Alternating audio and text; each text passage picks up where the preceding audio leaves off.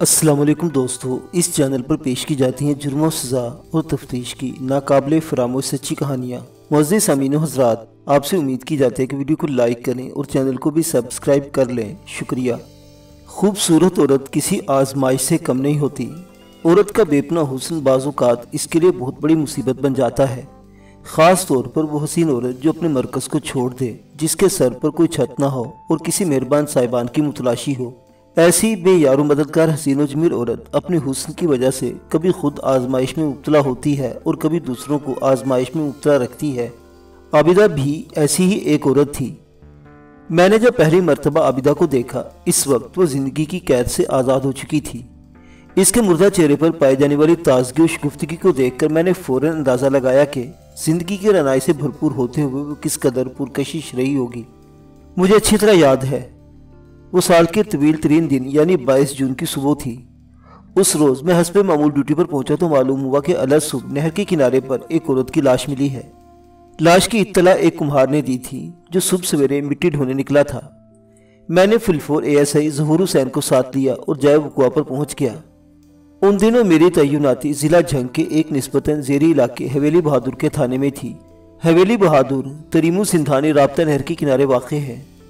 ये एक बड़ी नहर है जो दरिया चनाब और दरिया झेलम के संगम तरीमू हेडवर्कर्स को दरिया रावी पर तामीर शुदा सिंधानी हेडवर्कर्स से मिलाती है। यह राबिता नहर बारी दुआबा के कुछ हिस्से और रचना दुआबा को सीराब करती है।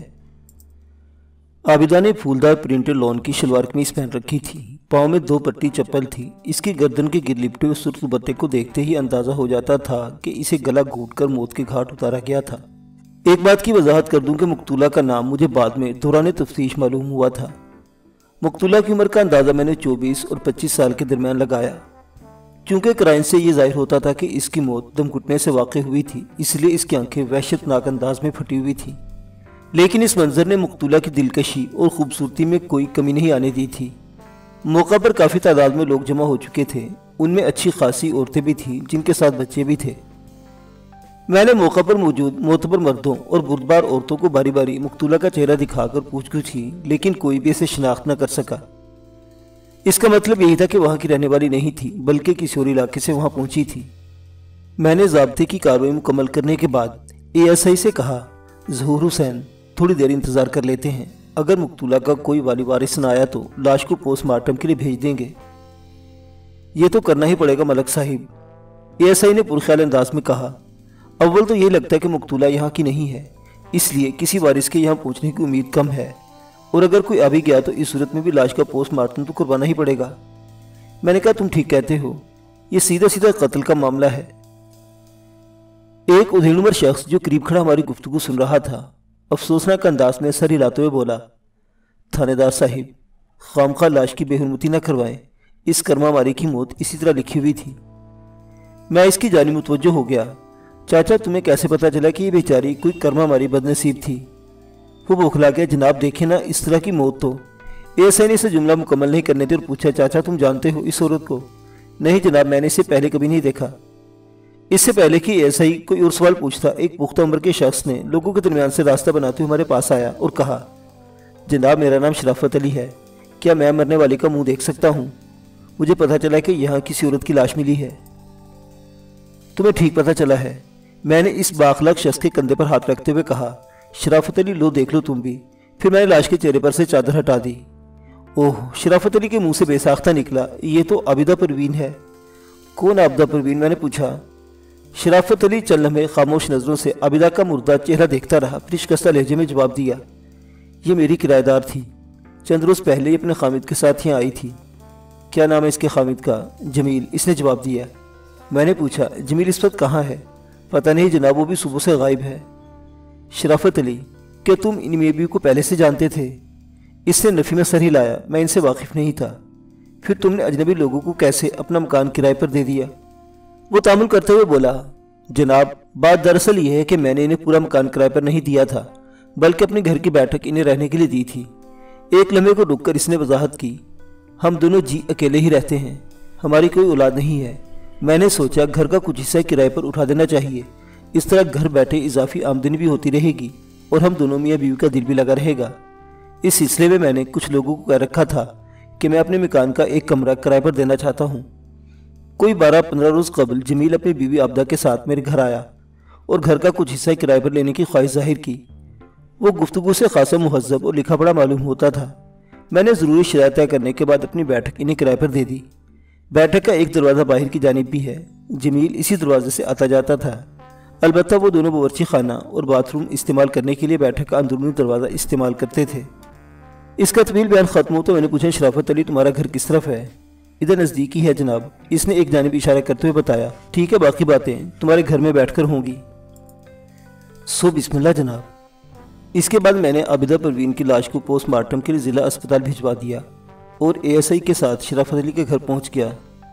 शराफत अली का मकान 5 मरला पर तामीर किया गया था। पीछे 2 बड़े कमरे थे जिनके सामने एक दीवार से दूसरी दीवार तक बरामदा था। मकान के सामने वाले हिस्से में एक बैठक बनी हुई थी। बैठक और बरामदे के दरमियान वसी सहन था जिसमें अमरूद और शहतूत के पौधे लगे हुए थे। सहन ही में एक जानिब बावर्ची खाना और गुस्ल खाना वगैरह भी बना हुआ था। बैठक के बैरूनी दरवाजे पर ताला लगा हुआ था। सहन की जानिब खुलने वाले दरवाजे को अंदर से कुंडी चढ़ी हुई थी। इसका मतलब ये था कि वो अपनी मर्जी ही से कहीं गए थे। शराफत अली हमें घर के अंदर ले गया और सहन में बिठाया। इसने ख़ास तौर पर मेरे लिए अंदर कमरे में से एक कुर्सी निकाल ली थी। ऐसे ही सहन में बिछी हुई चारपाई पर बैठ गया। हाँ भाई शराफत अली, मैंने इसे मुखातिब करते हुए कहा, अब ज़रा जल्दी से बताओ कि तुम्हारे किराएदार कब यहाँ आए थे? कुछ हिसाब लगाने के बाद इसने जवाब दिया, 15 दिन पहले जनाब। आज 22 तारीख है। मैंने कहा, इसका मतलब है वो 7 या 8 तारीख को यहाँ पहुँचे थे। अल्लाह आपका भला करे, वो 8 तारीख को आए थे। शराफत अली ने कहा, उन्होंने ये तो बताया होगा कि कहाँ से आए हैं? नहीं बताया जनाब, और तुमने पूछा भी नहीं। शराफत अली ने जवाब दिया, मैंने इनकी ज़ाती ज़िंदगी के बारे में ज़्यादा पूछ-गुछ नहीं की थी। अलबत्ता मेरी बीवी को आबिदा ने बताया था कि उन्होंने हाल ही में घर वालों से छुपकर शादी की थी और वो इस वक्त तक अलग रहना चाहते थे जब तक इनके लवाहिकीन का गुस्सा ठंडा ना हो जाए। गोया मामला इश्क वगैरह का था। ये बात तो वाज़ेह हो गई थी कि जमील नामी वो शख्स लड़की को घर से भगा कर लाया था। अब उन्होंने वाकई शादी भी कर ली थी या यूं ही मियाँ बीवी की हैसियत से रह रहे थे, इसका पता लगाना बहुत ज़रूरी था। मैंने शराफत अली से पूछा, जमील काम क्या करता था? मेरी बीवी को आबिदा ने बताया था कि जमील एक हाई स्कूल में साइंस टीचर था। शराफत अली ने जवाब दिया, इसका कहना था कि मौसम गर्मा की तातीलात वो यूँ ही घूम फिर कर गुजारना चाहते थे। इस दौरान में इनके हालात नॉर्मल हो जाते और वो वापस अपने इलाके में चले जाते। मैंने सोचा, जो स्कूल टीचर एक लड़की को भगा लाया था वो भला बच्चों को क्या तालीम देता होगा। मैंने अपने ख्यालात का इजहार करने के बजाय शराफत अली से इस्तफसार किया, शराफत अली, क्या तुम्हें यकीन है कि उन्होंने शादी कर ली थी? मैं क्या कह सकता हूँ जनाब, वो बोखलाहट अमेज़ लहजे में बोला। मुझे अंदेशा था कि जमील आबिदा को घर से भगा तो लाया होगा मगर उन्होंने शादी वगैरह नहीं की होगी। मुमकिन है जमील का ऐसा कोई इरादा ही ना हो। आबिदा ने निकाह के लिए इसरार किया हो और दोनों में इस बात पर तख्त कलामी हो गई हो जिसके नतीजे में जमील ने आबिदा को ज़िंदगी का चिराग गुल कर दिया हो और ख़ुद कहीं फ़रार हो गया हो। ऐसा होना नामुमकिन नहीं था। जमील मेरी नज़रों में मशकूक ठहर चुका था। इसने एक मौलिम होने के नाते जो हरकत की थी वो किसी भी तौर पर पसंदीदा नहीं कहलाती थी। मैंने इस इम्कान को ज़हन में रखकर शराफत अली से पूछा, शराफत अली, क्या जमील और आबिदा आपस में लड़ते झगड़ते भी रहते थे? मुझे तो पता नहीं जनाब, इसने जवाब दिया। फिर कहा, ठहरे मैं अपने घर वाले से पूछकर बताता हूँ। आपको तो मालूम ही है कि औरतें इन मामलात पर गहरी नज़रें रखती हैं। वो उठकर अंदरूनी कमरे में चला गया। थोड़ी देर बाद वो अपनी बीवी के साथ सहन में आ गया। इसकी बीवी का नाम शरीफा बीबी था। इसने टासे की चादर का लंबा सा घूंघट काट रखा था। मैंने शराफत अली शरीफा बीबी के जोड़ पर दिल दिल में मुस्कुरा दिया। फिर वही सवाल शरीफा बीबी से भी किया। इसने घूंघट के पीछे से जवाब दिया, थानेदार साहिब, अंदर का हाल तो सोना रब ही जानता है, पर मैंने इन्हें कभी तू मैं करते नहीं सुना। इसका मतलब है इन दोनों में बहुत इत्तेफाक था। इसने घूंघट की आड़ से जवाब दिया, बड़ी गूढ़ी मोहब्बत लगती थी इनमें। मैंने पूछा, शरीफा बीबी, औरतों की छट्टीस बहुत तेज़ होती है और ख़ास तौर पर अगर मामला किसी औरत ही का हो तो इसके तमाम हवास पूरी तरह बेदार हो जाते हैं। तुम्हारा क्या ख्याल है कि इन दोनों ने वाकई शादी कर ली थी? वो तामुल करते हुए बोली, दिलों की बातें तो रब ही जानता है जनाब, पर मुझे इन पर शक नहीं हुआ था। वो बिल्कुल मियाँ बीवी लगते थे। मैंने शराफत अली से पूछा, एक बात मेरी समझ में नहीं आई शराफत अली। इसने सवाल नज़रों से मुझे देखा। मैंने कहा, वो दोनों कोई 15 दिन से यहाँ रह रहे थे, लेकिन आबिदा की लाश को किसी शख्स ने शनाख्त नहीं किया। इसके ख़ास वजह है जनाब, शराफत अली ने जवाब दिया। आबिदा घर से बाहर नहीं निकलती थी। بس جمیل ہی دن میں کہیں آتا جاتا تھا اور وہ بھی بہت کم. زیادہ وقت وہ دونوں بیٹھک میں ہی گزارتے تھے. اب تقریباً دوپہر ہو چکی تھی لیکن جمیل کا دور دور تک نام و نشان نہیں تھا. یہ بات میرے شک کو یقین میں بدل رہی تھی. میں نے شرافت علی سے پوچھا کیا جمیل پہلے بھی اتنی دیر گھر سے باہر رہا ہے؟ نہیں جناب، اس نے جواب دیا، اور آج تو بتا کر بھی نہیں گیا. میں نے ایک فوری خیال کے تحت سوال کیا شرافت علی کیا گزشتہ 15 دنوں میں کوئی ان سے ملنے بھی آیا تھا، کوئی مہمان وغیرہ؟ مہمان کا کیا سوال جناب علی. شرافت علی نے جواب دیا یہاں تو وہ دونوں پردیسی تھے اور پھر وہ تو چھپ چھپا کر یہاں پہنچے تھے. 2-4 رسمی باتوں کے بعد ہم وہاں سے اٹھ گئے. شرافت علی کے گھر سے نکلتے وقت میں نے اسے تاکید کر دی تھی کہ جمیل جیسے ہی واپس آئے وہ فوراً ہمیں تھانے میں اطلاع دے. تاہم اس بات کا امکان کم ہی تھا. اگر جمیل عابدہ کے قتل میں کسی بھی طرح ملوث تھا تو اس کی واپسی کے بارے میں سوچنا حماقت کے زمرے میں آتا تھا. اگر میں صحیح خطوط پر سوچ رہا تھا تو جمیل اس وقت تک حویلی بہادر سے بہت دور جا چکا ہوگا. تاہم میں نے شرافت علی کو بتائے بغیر احتیاط کے پیش نظر ایک سادہ لباس کانسٹیبل کو شرافت علی کے گھر کے پاس ہی متعین کر دیا اور اسے ہدایت کر دی کہ جیسے ہی کوئی شخص اس گھر کی بیٹھک کا دروازہ کھولنے کی کوشش کرے وہ اسے گرفتار کر کے تھانے لے آئے. شام تک جمیل کی واپسی کی کوئی اطلاع نہیں ملی تو میں نے علاقے کے 3-4 معتبر افراد کو ساری صورتحال بتانے کے بعد شرافت علی کی بیٹھک کے بیرونی دروازے کا تالا توڑ دیا. اس وقت تک یہ خبر پورے علاقے میں پھیل چکی تھی کہ صبح نہر کے کنارے سے جس عورت کی لاش ملی تھی وہ شرافت علی کی بیٹھک میں کرایہ دار کی حیثیت سے رہ رہی تھی. بیٹھک نام ہی کی بیٹھک تھی ورنہ وہ ایک عام سا کمرہ تھا. مغربی دیوار کے ساتھ ایک پلنگ نما چارپائی بچھی ہوئی تھی جس پر بستر بھی موجود تھا. کمرے کے کونے میں دیوار پر کپڑے ٹانگنے کی کھونٹیاں لگی ہوئی تھی. وہاں ایک زنانہ اور ایک مردانہ جوڑا ٹنگا ہوا نظر آ رہا تھا. پلنگ نما چارپائی کے نیچے سے ایک سوٹ کیس برآمد ہوا. شرافت علی نے بتایا کہ وہ دونوں جب یہاں پہنچے تھے تو ان کے پاس یہی ایک سوٹ کیس تھا. اس کا مطلب تھا وہ خاصی بے سر و سامانی میں گھروں سے نکلے تھے. میرا خیال تھا کہ شاید ہی اس سوٹ کیس میں سے کوئی قیمتی چیز برآمد ہو. میرا خیال درست ثابت ہوا. سوٹ کیس میں زنانہ اور مردانہ استعمال کے چند کپڑوں کے علاوہ دیگر چھوٹی موٹی اشیاء تھیں. مثلاً شیوی کا سامان، ایک قدر رنگین پراندہ، میک اپ کا کچھ سامان، سرخی لالی اور پاؤڈر وغیرہ، ایک خوشبودار تیل کی بوتل. سوٹ کیس کے ڈھکنے کی جیب سے ایک عدد کنگا، 2 عدد ریشمی رومال اور ایک رائٹنگ پیڈ بھی برآمد ہوا. اس کے علاوہ ایک عدد فاؤنٹین پین بھی ملا. رائٹنگ پیڈ کورا تھا. میں نے سوٹ کیس کا اچھی طرح جائزہ لینے کے بعد اسے بند کر دیا اور چارپائی کے نیچے نظر دوڑائی. بالکل دیوار کے ساتھ مجھے جوتوں والا ایک ڈبہ نظر آیا. میرے حکم پر ایک کانسٹیبل نے وہ ڈبہ باہر نکالا. وہ 10 نمبر سائز کی جوتے کا ڈبہ تھا. میں نے اسے کھول کر دیکھا، وہ خالی تھا. اندر صرف پیکنگ والا گڈی کاغذ رکھا تھا. میں نے گڈی کاغذ کو باہر نکالا تو اس میں سے ایک طے شدہ کاغذ نیچے گر پڑا. میں نے اس طے شدہ کاغذ کو کھول کر پڑھا. وہ جوتے کی رسید تھی. وہ جوتا کسی آفتاب بوٹ ہاؤس سے خریدا گیا تھا. رسید پر دکان کا پتہ بھی درج تھا جو پرانا خانیوال کا مین بازار تھا. میں نے کچھ سوچتے ہوئے شرافت علی سے پوچھا جوتے کا یہ ڈبہ تمہارا ہے یا شرافت علی؟ وہ کانوں کو ہاتھ لگاتے ہوئے بولا جناب یہ آپ کیا کہہ رہے ہیں؟ آپ ذرا میرے پاؤں کو تو دیکھیں، اتنا بڑا جوتا میں کیسے پہن سکتا ہوں؟ یہ ڈبہ جمیل کا ہے.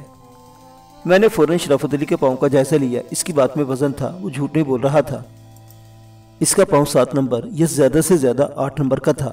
10 نمبر کا جوتا اس کے کسی مصرف کا نہیں ہو سکتا تھا.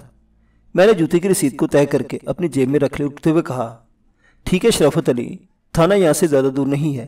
اگر جمیل واپس آ جائے یا کوئی اور غیر معمولی بات محسوس کرو تو فوراً ہمیں اطلاع کر دینا. وہ سر جھکا کر بولا جو حکم جناب. میں نے معززین علاقے کے سامنے مذکورہ سامان کی ایک فہرست تیار کی جس کی ایک کاپی شرافت علی کو دی اور سامان کو اپنی تحویل میں لے لیا. اس کے بعد میں واپس تھانے چلا آیا. سامان کو مال خانے میں جمع کر کے میں روزمرہ کے کاموں میں مصروف ہو گیا. اگلی صبح میں نے اس واردات کی رپورٹ علاقے کے ایس پی کو بھجوا دی. اس کے بعد جو دفتری کارروائی ہوئی وہ آپ کے لیے غیر دلچسپ ہوگی، اس لیے میں اس کا ذکر حذف کر کے اپنی تفتیش کا احوال آپ کو سناتا ہوں. تیسرے روز پوسٹ مارٹم کی رپورٹ بھی آ گئی. اس کے ساتھ کیمیکل ایگزامینر کی رپورٹ بھی منسلک تھی. ان رپورٹوں کے مطابق مقتولہ عابدہ پروین کی موت 21 اور 22 جون کی درمیانی شب 2 اور 3 بجے کے درمیان واقع ہوئی تھی. وجہ موت سانس کی آمد و شد کا منقطع ہونا تھا. مقتولہ کی گردن پر گلا گھونٹنے کے واضح آثار پائے گئے تھے. نیز مقتولہ کے طبی تجزیے سے بات بھی ثابت ہو گئی تھی کہ وہ ازدواجی زندگی گزار رہی تھی. اس انکشاف کے بعد میں یہ سوچنے پر مجبور ہو گیا کہ اگر واقعی جمیل نے عابدہ سے ابھی تک نکاح نہیں کیا تھا تو ممکن تھا ان کے درمیان اسی مسئلے پر جھگڑا ہو گیا ہو اور جمیل اس سے چھٹکارا حاصل کر کے کہیں روپوش ہو گیا ہو. اس تھیوری میں ایک کمزور پہلو یہ تھا کہ جمیل آخر نکاح سے گریزاں کیوں ہوگا؟ اگر وہ سرے سے عابدہ سے شادی کا ارادہ ہی نہیں رکھتا تھا تو اسے بھگا کر کیوں لایا؟ اس سوال کا جواب تفتیش کے دوران ہی مل سکتا تھا. دوسرے روز میں نے ضلع ہیڈ کوارٹر جھنگ سے اجازت لی और ऐसे ही ज़हूर हुसैन के हमरा खानेवाल रवाना हो गया। डिस्ट्रिक्ट हेडक्वार्टर खानेवाल को हमने अपनी आमद की गर्ज़ गायत से आगाह किया, फिर मुतल्लिका थाने में भी इत्तला की। मज़कूरा थाने के इंचार्ज ने हमें हर किस्म की पूछ गुछ की इजाज़त दे दी और भरपूर ताउन का यकीन भी दिलाया। थोड़ी देर के बाद मैं और ज़हूर हुसैन पुराना खानेवाल के मेन बाजार में आफ्ताब बूट हाउस के सामने खड़े थे। आफ्ताब बूट हाउस खासी सजी सजाई दुकान थी। हमें दुकान में दाखिल होते देखकर एक सेल्समैन आगे बढ़ा और नहायत ही शास्ता लहजे में बोला, आइए जनाब बैठिए, मैं आपको आपकी पसंद के जूते दिखाता हूँ। किस किस्म का जूता खरीदेंगे आप, गुरगाबी, मकेशन या चप्पल? इस दुकान का मालिक कौन है? मैंने इसकी बात कता करते हुए कहा, हम इससे मिलने आए हैं। सेल्समैन ने एक लम्हे हैरत से मुझे देखा, फिर काउंटर की जानिब इशारा करते हुए बोला, आफ्ताब साहिब इधर बैठे हैं। हम काउंटर की जानिब बढ़ गए। इस वक्त हम सादा लिबास में थे, इसलिए कदम कदम पर तारुफ की जरूरत पड़ती थी, वरना तो पुलिस की वर्दी अपना तारुफ खुद होती है। काउंटर पर विराजमान शख्स की उम्र लगभग 40 साल थी। वो खासा हद तक कट्टा और सेहतमंद इंसान था। वो गालिबन हमें सेल्समैन से बात करते देख चुका था, इससे छूटते ही बोला, हाँ जनाब, आप किस सिलसिले में मुझसे मिलना चाहते हैं? मेरा नाम मलिक सफदर हयात है, मैंने तारुफ करवाते हुए कहा। मैं ज़िला झंग के एक थाने का इंचार्ज हूँ और ये मेरे साथ ASI ज़हूर हुसैन है। वो काउंटर के पीछे झुककर खड़ा हो गया। क्या नाम बताया आपने जनाब? शायद वो ज़रा ऊँचा सुनता था, लेकिन नहीं, वो तो हमें सेल्समैन से बातें करते देखकर समझ गया था कि मुझसे मिलना चाहते हैं। फिर यही बात हो सकती थी कि इसे मेरे थानेदार होने का यकीन न आया हो। मैंने इसकी तसल्ली के लिए अपना बैज निकालकर इसे दिखाया तो अटेंशन हो गया। मलिक साहिब, मेरे लिए क्या हुक्म है? मेरे बजाय ASI ने जवाब दिया, हम एक कत्ल की तफ्तीश कर रहे हैं, इस सिलसिले में आपसे पूछ कुछ करने आए हैं। कत्ल? वो घबराहट में इस अंदाज में बोला, कौन कत्ल हो गया है और आपको किस किस्म की पूछ कुछ करना चाहते हैं? मैंने इसके सवालात को नज़रअंदाज करते हुए उधर देखा, पूछा, क्या हम कहीं आराम से बैठकर बात कर सकते हैं? वो फौरन काउंटर के पीछे से निकलकर बाहर आ गया, फिर दुकान के पिछले हिस्से की जानिब चलते हुए बोला, आप आ जाएं जनाब, हम इधर बैठते हैं। फिर इसने एक सीनियर सेल्समैन को हदायत दी कि वो काउंटर के मामलात को संभाले। दुकान का अकवी हिस्सा दरअसल जूतों के गोदाम के तौर पर इस्तेमाल होता था, लेकिन इस गोदाम के किसी की नशिस्तगाह की शक्ल दे दी गई थी। वहाँ पर एक सोफ़ा सेट और चंद कुर्सियाँ रखी हुई थी। हम सोफे पर बैठ गए। मैंने जेब से मज़कूरा रसीद निकालकर दुकान के मालिक आफ्ताब अहमद को दिखाते हुए पूछा, यह आप ही की दुकान की जारी करदा रसीद है? जी हाँ बिल्कुल, इसने रसीद हाथ में लेते ही तस्दीक कर दी। मैंने पूछा, आप बता सकते हैं कि इस जूते का ख़रीदार कौन था? मैंने दानिस्ता जमील का नाम नहीं लिया था। एक बात मैं आपको बताना भूल गया कि रसीद पर 30 मई की तारीख दर्ज थी। आफ्ताब अहमद रसीद को हाथ में थामे थोड़ी देर कुछ सोचता रहा, फिर खुद कलामी के अंदाज में बुड़बड़ाया, 30 तारीख 10 नंबर का जूता। अचानक इसके चेहरे पर कामयाबी की चमक नमूदार हुई। हाँ, मुझे याद आ गया। वो जल्दी से बोला, ये जूता तो मास्टर जमील ने ख़रीदा था। अपनी बात ख़त्म करते इसने सवाल कर दिया, खैरियत तो है मलिक साहिब? मास्टर साहिब? वो जुमला अधूरा छोड़कर सवाल नज़रों से मुझे देखने लगा। मैंने कहा, मास्टर जमील जहाँ कहीं भी होगा इस वक्त तक खैरियत से ही होगा, जब तक हमारे हत्थे नहीं चढ़ जाता। आप किसी कत्ल का जिक्र कर रहे थे? इसने पूछा, कौन कत्ल हो गया है? मैंने कहा, आप आबिदा परवीन नामी किसी औरत को जानते हैं? वो कुछ देर सोचने के बाद बोला, नहीं जनाब, मैं किसी आबिदा परवीन से वाकिफ़ नहीं हूँ। मैंने पूछा, मास्टर जमील का घर तो आपको मालूम होगा? इसने फिर नफ़ी में जवाब दिया, घर का पता नहीं, लेकिन वो लाहौर मोड़ के करीब एक स्कूल में पढ़ाते हैं। बस ठीक है। मैं उठकर खड़ा हो गया, बाकी मालूमात हम स्कूली से हासिल कर लेंगे। आफ्ताब अहमद ने लजाजत अमेज़ अंदाज में कहा, मलिक साहिब, आप कुछ खाए पिए बगैर मेरी दुकान से जा रहे हैं, मुझे अच्छा नहीं लग रहा। वो थोड़ी देर पहले भी हमारी खिदमत के लिए कई बार पर तोल चुका था, लेकिन मैंने मना कर दिया था। मैंने कहा, आफ्ताब साहिब, आपका ताउन ही सबसे बड़ी खिदमत है और वैसे भी मैं इस वक्त ड्यूटी पर हूँ।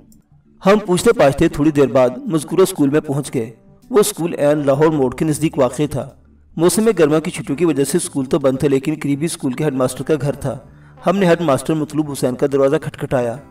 रस्मी तारुफ के बाद मतलूब हुसैन हमें घर के अंदर ले गया। मतलूब हुसैन शाइस्ता मिजाज का मालिक और हंसमुख शख्स था। इसकी बड़ी बड़ी आंखों से जहानत मुतरशे थी। मलिक साहिब, कैसे जहमत फरमे गरीब खाने पर आने की? मतलूब हुसैन ने हमारी आमद की वजह दरियाफ्त की। मैंने कहा, मतलूब साहिब, आपके स्कूल में एक मास्टर साहिब पढ़ाते हैं, जमील साहिब। जमील बहार? मतलूब हुसैन ने फ़ौरन कहा, वो साइंस के मज़ामीन पढ़ाते हैं। हम मास्टर जमील के बारे में थोड़ी पूछ कुछ करने आए हैं। कैसी पूछ कुछ जनाब? हेडमास्टर संजीदा हो गया। मैंने पूछा, मतलूब साहिब, आप जहाँ दीदा आदमी दिखाई देते हैं और आपकी मर्दम शनासी में भी मुझे शक नहीं, ज़रा ये बताएं कि मास्टर जमील बहार के किरदार के मामले में कैसे हैं? वो सीधा होकर बैठ गया। मैंने हमेशा जमील बहार को शफाफ किरदार का मालिक पाया है। मैं आपके सवाल का मकसद अभी तक नहीं समझ सका हूँ। میں نے کہا مطلوب صاحب، ہمارے تھانے کی حدود میں ایک عورت کی لاش ملی ہے۔ ہماری تفتیش کے مطابق وہ عورت ماسٹر جمیل کی بیوی کی حیثیت سے وہاں پہنچی تھی۔ جمیل اس دن سے غائب ہے جس دن اس عورت کی لاش ملی تھی۔ ان کا سامان ہمارے تھانے کے مال خانے میں رکھا ہے۔ آپ کی اطلاع کے لیے عرض کر دوں کہ مذکورہ مقتولہ کا نام عابدہ پروین ہے۔ کیا آپ اس نام کی کسی عورت سے واقف ہیں؟ ہیڈ ماسٹر مطلوب حسین مجھے ایسی نظروں سے دیکھ رہا تھا جیسے میں نے کوئی انہونی بات کہہ دی ہو۔ بالآخر وہ الجھے ہوئے لہجے میں گویا ہوا، ملک صاحب، میں آپ کی کسی بھی بات کو سمجھ نہیں پایا ہوں۔ میں نے کوئی پیچیدہ بات نہیں کہی ہیڈ ماسٹر صاحب۔ وہ بولا دیکھیں جناب، پہلی بات تو یہ ہے کہ جمیل بہار میری آخری معلومات کے مطابق غیر شادی شدہ ہے۔ پھر میں کسی عابدہ پروین کو بھی نہیں جانتا۔ سب سے بڑی بات یہ ہے کہ وہ خانیوال سے میلوں دور آپ کے علاقے حویلی بہادر میں کیا کرنے گیا تھا۔ مجھے اچھی طرح یاد ہے کہ پورے ضلع جھنگ میں اس کا کوئی عزیز رشتہ دار بھی نہیں رہتا۔ میں نے کہا حویلی بہادر میں وہ دونوں کرایہ دار کی حیثیت سے رہ رہے تھے۔ مالک مکان کی بیوی کو عابدہ پروین نے خود بتایا تھا کہ انہوں نے گھر والوں سے چھپ کر شادی کی ہے۔ ناقابل یقین، مطلوب حسین نفی میں سر ہلاتے ہوئے بولا، جمیل بہار سے ایسی حرکت کی توقع نہیں رکھی جا سکتی۔ میں نے کہا مطلوب صاحب، آپ جمیل بہار کے گھر تک ہماری رہنمائی کریں گے؟ جمیل بہار یہاں نہیں رہتا جناب۔ اس کے جواب نے مجھے حیران کر دیا۔ میں نے کہا کیا مطلب ہے آپ کا؟ مطلوب حسین نے بتایا، دراصل جمیل بہار میاں چنو کا رہنے والا ہے۔ میاں چنو میں کہاں؟ تلمبا۔ میں نے پوچھا ہیڈ ماسٹر صاحب، تلمبا خاصا وسیع علاقہ ہے، تلمبا میں اس کی رہائش کہاں پر ہے؟ اس نے بتایا، تلمبا میں ماسٹر جمیل بہار چک 88 آر کا رہنے والا ہے۔ میں نے اپنے ذہن میں پتہ نقش کر لیا۔ میں نے پوچھا چک 88 آر تو یہاں سے خاصے فاصلے پر ہے، وہ روزانہ اسکول کس طرح آتا ہوگا؟ اس نے یہاں پرانا خانیوال کے ایک محلے میں رہائش اختیار کر رکھی ہے۔ اس کا کوارٹر اسکول سے زیادہ دور نہیں، وہ مہینے میں ایک مرتبہ اپنے چک ہو کر آتا ہے۔ وہ اس وقت عارضی رہائش گاہ پر مل سکے گا؟ میں نے عرض کیا نا، وہ چھٹیوں میں اپنے گاؤں چلا جاتا ہے۔ ماسٹر صاحب نے بتایا، مجھے اچھی طرح یاد ہے، وہ 1 جون کو ہی روانہ ہو گیا تھا۔ ہم فرض کر لیتے ہیں کہ آپ درست فرما رہے ہیں، میں نے بات کو مختصر کرتے ہوئے کہا۔ اس کے باوجود بھی ہم جمیل بہار کی عارضی رہائش گاہ ضرور دیکھیں گے اور اس کے آس پڑوس سے پوچھ گچھ بھی کریں گے۔ ہاں ہاں ضرور، وہ جلدی سے بولا، میں اپنے چھوٹے بیٹے کو آپ کے ساتھ بھیجتا ہوں۔